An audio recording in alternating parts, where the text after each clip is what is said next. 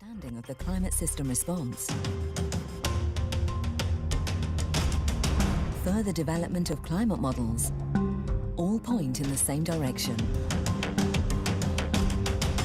Human influence on the climate system is clear.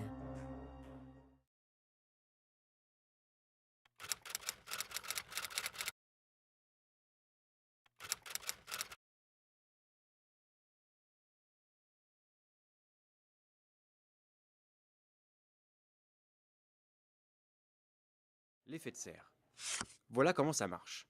Lorsque la Terre est éclairée par le Soleil, sa surface réémet vers l'espace une partie du rayonnement qu'elle a reçu.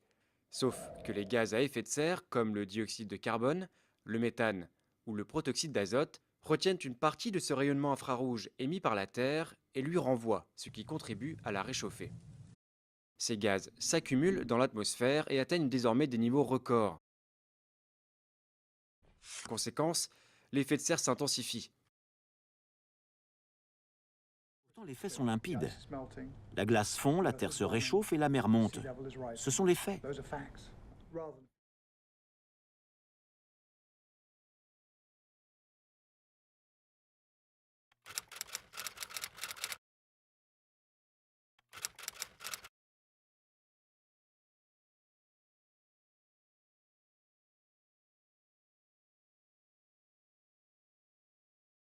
On se pose des questions sur des cyclones qui s'intensifient, des sécheresses qui sont plus fréquentes dans d'autres régions, des canicules aussi, qui sont un indice du réchauffement climatique. Donc,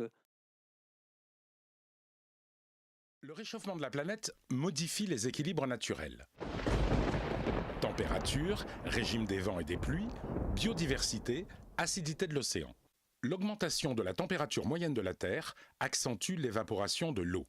Le cycle de l'eau se modifie, avec pour conséquence plus de pluie au nord et de sécheresse au sud, et des événements climatiques extrêmes plus fréquents.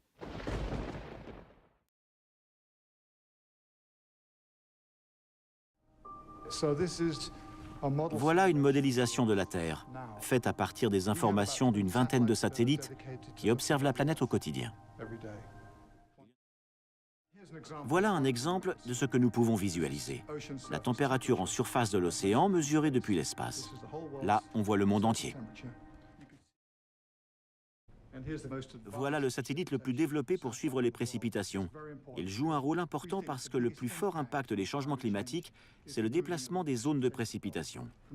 Elles s'éloignent de l'équateur et on voit déjà les signes d'un système de sécheresse.